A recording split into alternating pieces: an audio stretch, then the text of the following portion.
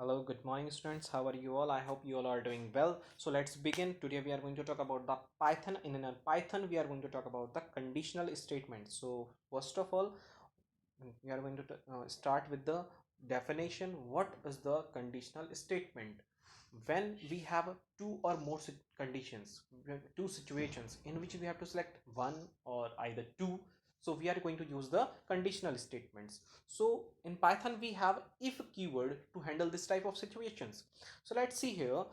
Before go to the if statement, I want to tell you the conditional operators, because these are very important thing that which you have to remember. So let's see here. Actually today my lap is not working, but I want to interact with you, so that's why I create this video in this paper mode, pen and paper mode, and I am using DU recorder, and I am not getting the marker here, so I will zoom and zoom out wherever is needed. So please cooperate with me.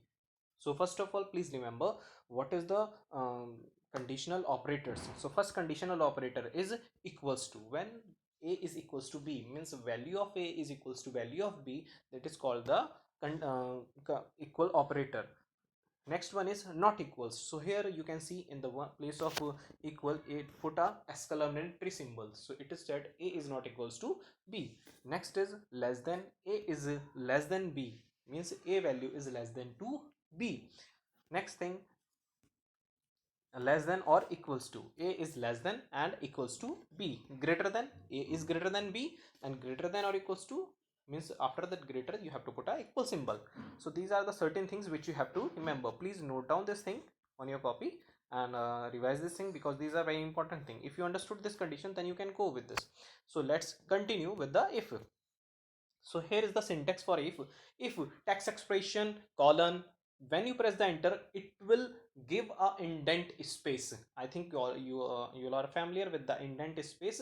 It will not start just below to if, it will take a little bit distance from if and it will come inside, then you can write down the statements. So here the statements area.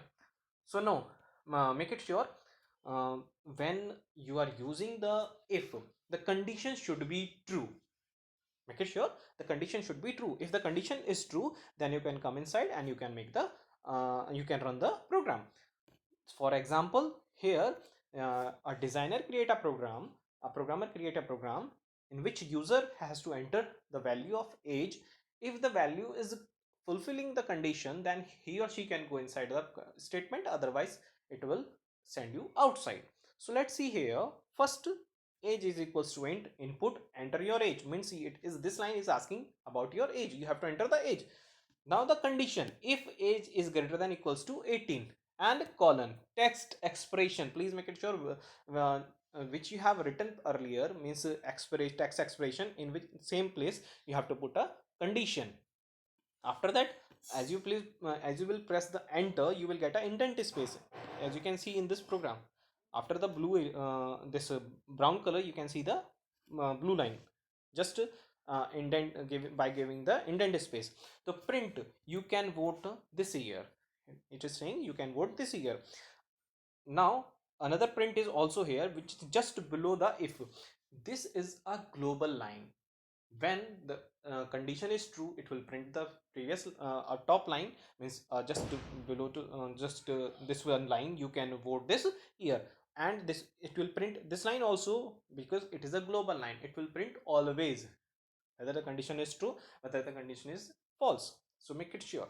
So now the next topic, we are going to talk about the if and else. When we have two conditions, two means either we have to select the first one, or we have to select the second one. So let's see here. So now what is the syntax for this if else? Here is the syntax. If text expression, body of if statements, and the else, body of else, both the place we don't forget to put the colons. So make it sure. Now the next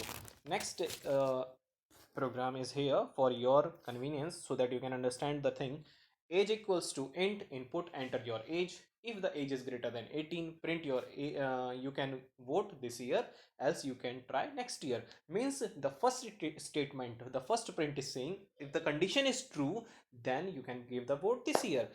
Then if means who is the user, or whoever is the user of the program, if the age is not greater than equals to 18. Are you getting me? If the age is not greater than equals to 18, so what will happen? You can't vote. You have to try for the next year. So that condition we will put in the else, means the first statement, the first condition is true and second condition is false. And this is the global line, it will print always. I think it is pretty clear to all of you. So now next we have if else, means when we have a number of conditions, as you are the student of a class 10th, 12th or 11th, so you are getting the marks. If your marks is greater than to 60, you are getting the first division. If you are greater than to 80, means A B C D E F, like that grading you earlier you got in your exams. So the same conditions we can follow. So let's see a small example. With the help of example, I will show you. It's the syntax which you can see on your screen. If else, if else, if you no need to write down full else, if elif else, so make it sure.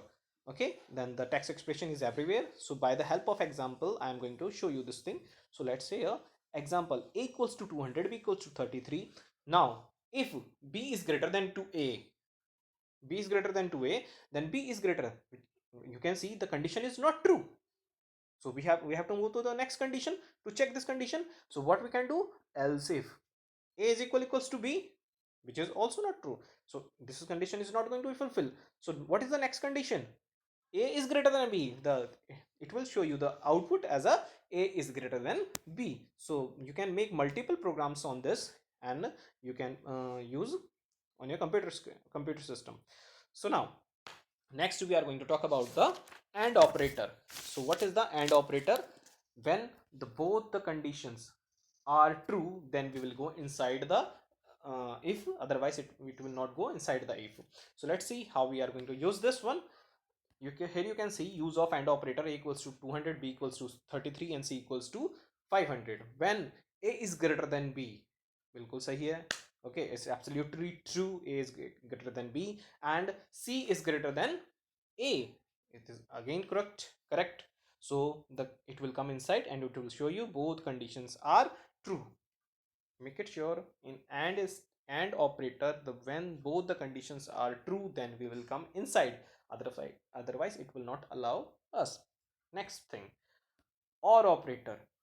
In OR operator, either one or two, second condition, either the first condition or second condition should be true, any one of them, then you can come inside the loop. Oh sorry, if statement. Make it sure you make these programs on your screen and you can see that, check the outputs. Now the next condition is nested of if inside if inside if. So here you can see the first, here is the syntax for if inside if text expression. I'm giving this name as a #1. It is outer body of if. I'm coming inside. By the pressing the enter, you will get a indent space. From that same place you have to write down if test expression colon. I'm going to call it nested. It is, or I can also say this inner, then body of if. Else, this else belongs to the top one if, and at the bottom, which else is at the bottom, it is belonging to the #1, means which is on the main stream, the main if. So let's see, here is the one example for this.